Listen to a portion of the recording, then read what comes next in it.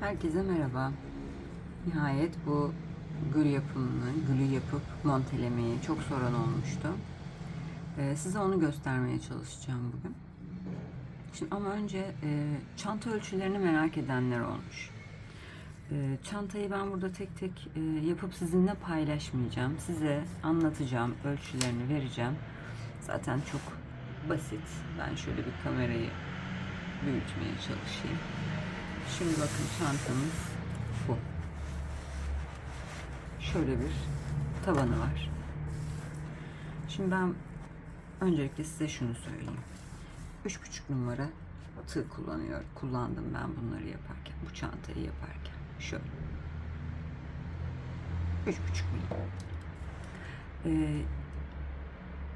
İpin kalınlığı, inceliği çok önemli. Herkesin elinin sıkılığı, gevşekliği çok önemli. Ben orta halli ördüğümü düşünüyorum. Ben şimdi size bu tabanın isterseniz not alın sayılarını vereceğim. Şimdi bakın 16 zincir 15 sık iğne ile 42 sıra boyunca git gel tabanımı ördüm. 16 zincir 15 sık iğne. Bu 16 zincir 15 sık iğne bana 11 santimlik bir taban verdi. Ve 42 sıra ördüğümde de 32 santim boy verdi. Bazıları Instagram'dan soruyorlar bazı arkadaşlar işte dar olmadı mı 11 santim falan diye, ama şimdi herkesin bir elinin ayarı var. Benim bu yaptığım çantanın da ebatları çok beğenildiği için ben birebir size bunun ebatlarını veriyorum. Ama siz tabanı daha geniş olsun derseniz zincir sayısını fazlalaştırırsınız. Eni daha dar olsun derseniz bu 42 sırayı kısaltabilirsiniz. 32 santime 30 santime düşürebilirsiniz. 29 santime düşürebilirsiniz. Bu büyük bir çanta oluyor tabii ki. Yani şimdi şöyle göstereyim. Şu ağız kısmı 49 santim oluyor. Bu tabanla çalıştığınızda. Şimdi ne yaptık? 15 santim 11 santimlik bir tabana başladık.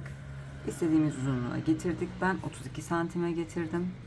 Sonra köşelerinde hiç arttırma yapmadan sadece birebir, yani bir bu tarafın bir bu köşenin zincir sık iğnesini bir de bu sıranın sık iğnesini yaptıktan sonra tam tur döndüm. Ondan sonra dümdüz yukarı çıktım. Bakın dümdüz yukarı çıktım. Benim tabandan sonraki uzunluğum 30 santim.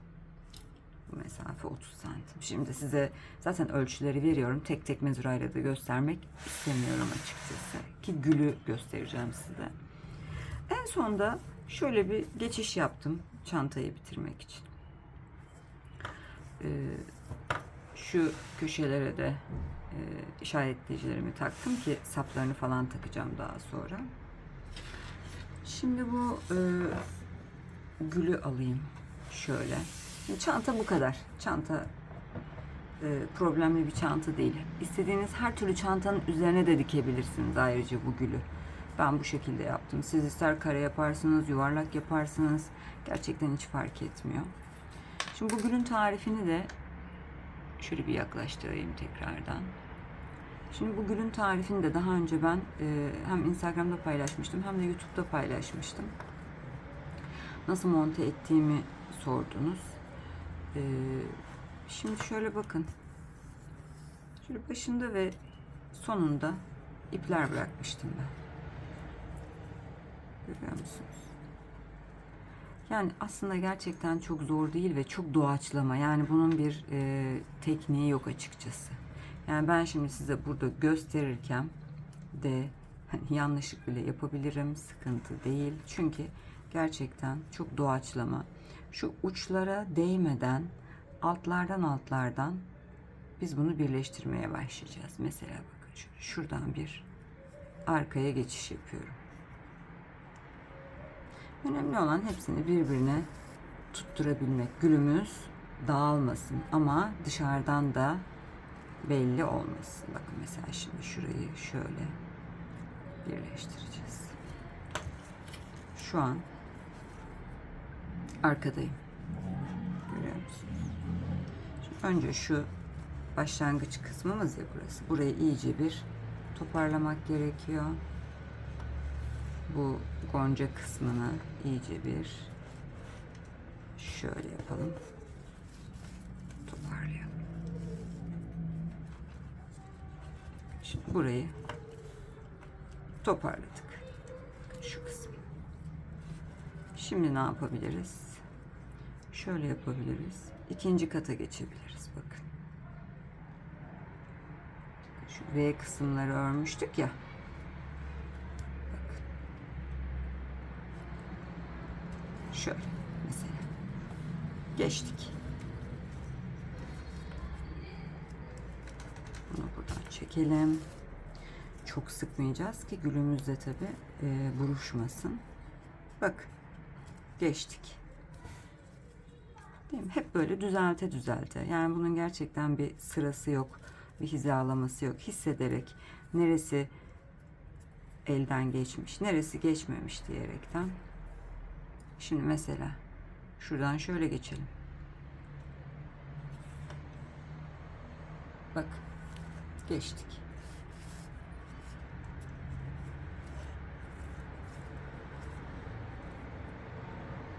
Belli etmeden, dikiş izini göstermeden zor bir şey değil. Sadece birazcık dağılıyor. Bakın. Son kata kadar geldim mesela burada. Görüyor musunuz? Şöyle yapayım pardon. Elimde dağılıyor.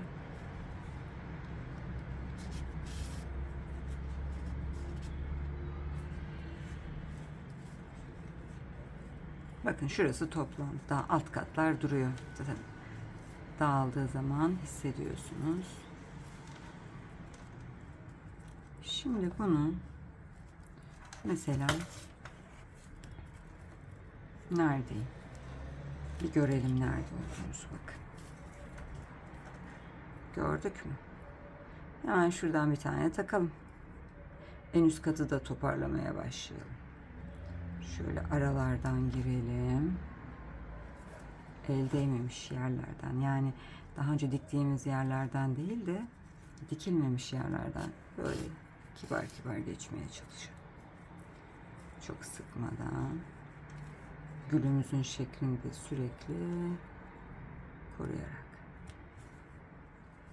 Bunda yapacağımız iş bu kadar. Şimdi bu gülümüzü diktikten sonra ben size şeyi göstereyim. Bu alt tarafına püskül yapıyoruz ya. Onun ne kadar zincir tahmini çekmeniz gerektiğini gösterip zincirlerini de takmayı gösterip en son çantaya da aynı bu şekilde bu mantıkta monte ediyoruz. Hem gülü yıpratmadan hem çantayı yıpratmadan onları tek tek sırayla göstermeyi planlıyorum. Şimdi ben bunu bir toparlayayım. Zaten bayağı bir toparlandı. Şuralarda bir boşluklar kaldı. Onları dikip saçakları ile ilgili geliyorum. Evet, ben gülümü tamamladım. Bakın bu şekilde. Tel yapar gibi. Hiç sıkmadan birbirine bağladık. Bakın. Hepsi bağlandı. Dağılmaması yeterli bizim için. Şimdi bunun alt kısmındaki saçaklarını yapmak için şöyle bir ben 45 tane şey çektim, yani zincir çektim. Yani onu da şöyle bakın şu en dış tarafına monteleyebilmemiz için, çünkü bu saçakları önce birazcık çantaya tutturmamız, güle tutturmamız gerekiyor dağılmaması için. Şöyle bakın şu şekilde zincirimi çektim. Benimki 45 tane zincir oldu. Şimdi şöyle yapalım. İplerini de hatta böyle hiç kesmedim. Bunların hepsi bakın saçak olacak, böyle düğümledim. Şimdi şunu şuradan bir birleştirelim. Birleştirelim. Burada da ipini uzun bıraktım.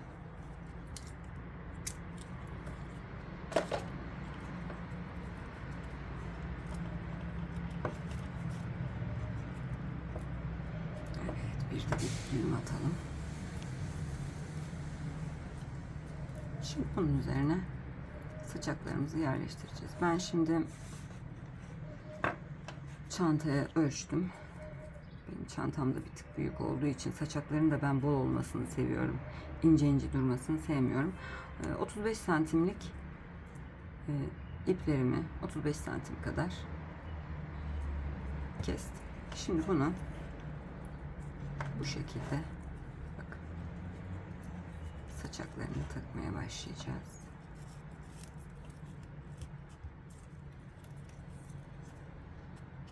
Bu şekilde.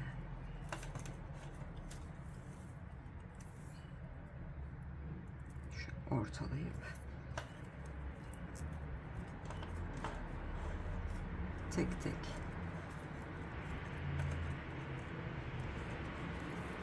saçaklarımızı takacağız. Bunları böyle hep sıkıştıra sıkıştıra takalım ki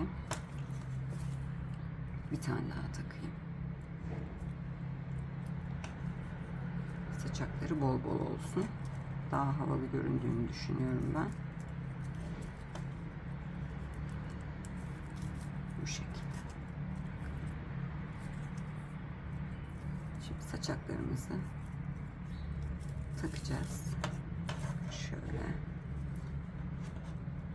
Ondan sonra da bu güle monteleyeceğiz. Şimdi saçaklarımızı bitirip tekrardan devam edelim. Evet, ben geldim. Saçaklarımızı bitirdik. Bakın böyle. Bu şekilde taktık. Şimdi gülümüze monteleyelim. Bu da yine gülü montelemek gibi doğaçlama olacak. Çok sıkmadan, çok büzmeden şöyle bir tane gülümüzden geçiriyoruz.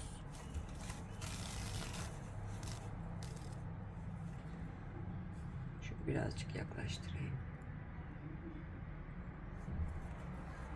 Şöyle gülümüzden geçirdik. Şimdi bir tane saçağımızdan geçiriyoruz.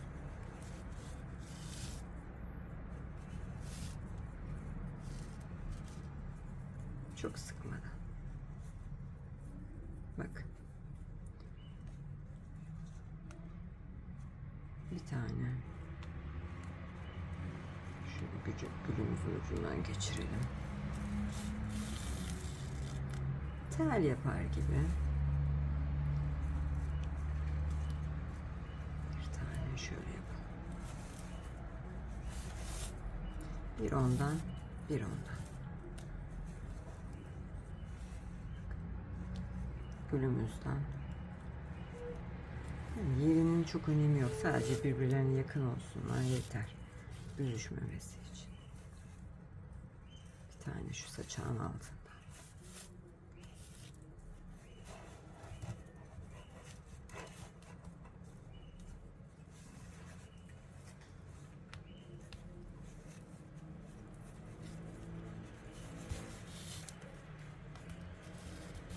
Gülümüzden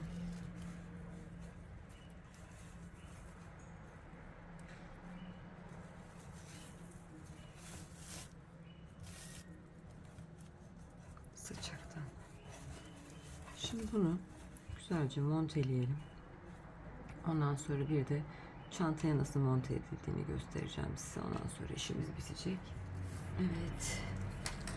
Monteleme işimizi bitirdik. Bakın. Bu şekilde kenarlardan monteledik. Çok güzel olacak. Çok havalı bir çanta oluyor. Ben çok beğeniyorum bu çantayı. Şimdi şöyle çantamıza yerleştirdik. Şöyle bir ölçelim bakalım. Tam ortaya getirmeye çalışalım. 16 santim diyor. Şuradan bakalım. 16 santim. Zaten gül büyük olduğu için hani 1 santim, 1,5 santim oynuyorlar. göze batmaz, sıkıntı etmeyin onu milimetrik yapacağız diye. Kimsenin gözünü rahatsız edecek bir şekilde değil. Şu boydan da bakın. Şöyle hatta bakın. Şurada gülümüz bir tık aşağıya alalım. Evet. Şimdi buradan çünkü kolumuza takmak istersek saçaklarımız da bozulmasın. Şimdi şöyle yapalım. Evet. Ben size şimdi elimden geldiğince göstermeye çalışacağım. Şöyle bakın, ağız kısmı burada. Tekrardan iğnemizi aldık elimize. Öncelikle şöyle söyleyeyim. Ben bu çantaya astar yaptığım için arkadan nasıl göründüğünü çok önemsemiyorum. Ama astarsız yapacaksanız daha dikkatli dikmeniz lazım. Ya da şöyle yapabilirsiniz. Bu kısmına cep yapabilirsiniz. Bu tel yaptığımız yerlerin görünmemesi için, yoksa hoş bir görüntü olmaz. Şimdi başlayalım şöyle. Yine aynı şekilde bak, alttan başladık. Yine o gülümüzün V'leri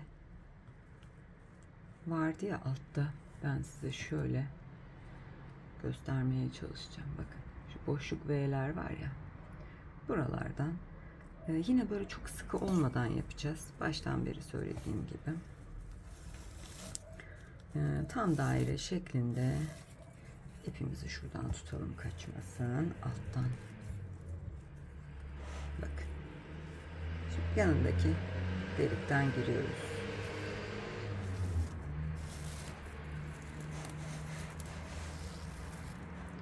Umarım görünüyordur. Şimdi yaparken elimden de kaçabiliyor bazen. Ben çok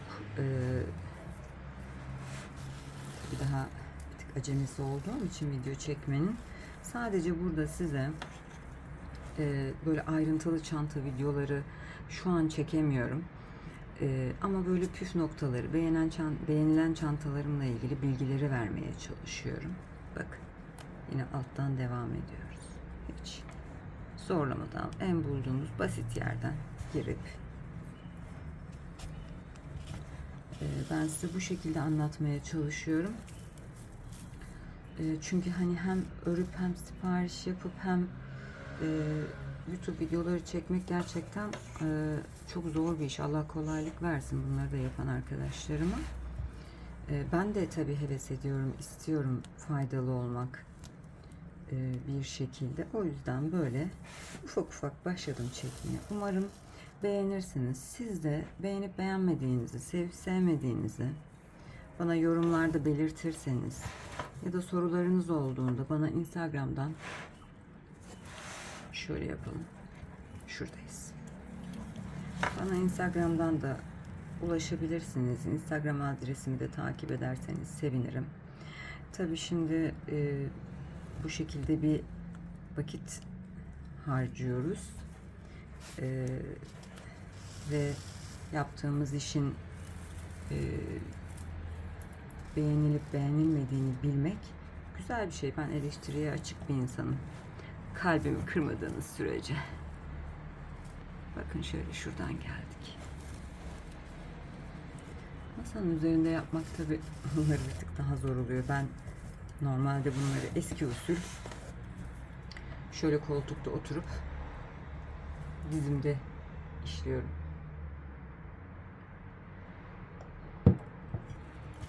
Masanın üstünde yapmak o yüzden bir tık bana da zor oluyor tabii ki.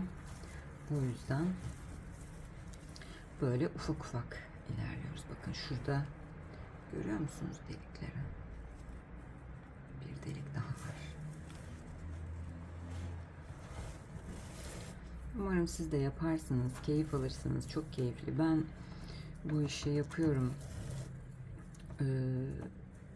Ama keyif almadığım bir şeyde gerçekten yapmak istemiyorum. Keyif almam lazım yaptığım işten. Satıyor olsam da veya böyle tarif vermeye çalışıyor olsam da. Evet, işte bu şekilde dikiyoruz. Şimdi Şöyle ben biraz daha yine uzaklaştırayım. Şimdi bakın bu şekilde gülümüzü monte ediyoruz. Ben söylemiştim 35 santimlik e, 35 santimlik ipler kesip saçakları hazırlamıştım ikiye katlayıp. Bakın bu benim çantamda mesela hiçbir fazlalık yaratmadı. Hatta böyle şu taban kısmında birazcık aşağı sarkıyor. Daha hoş oluyor. Belki sadece şöyle göstereyim. Şu ağız kısmından biraz kısaltmalar yapabilirim. Siz de eğer yaptığınız saçaklar gözünüze büyük görünüyorsa kısaltabilirsiniz. Ben biraz herhalde gösteriş seviyorum. O yüzden böyle bol saçaklı hoşuma gidiyor. Bu gülü dilediğiniz yerlerde kullanabilirsiniz. Montelemeyi de gösterdim. İnşallah faydalı olmuştur. Kendinize iyi bakın. Görüşmek üzere.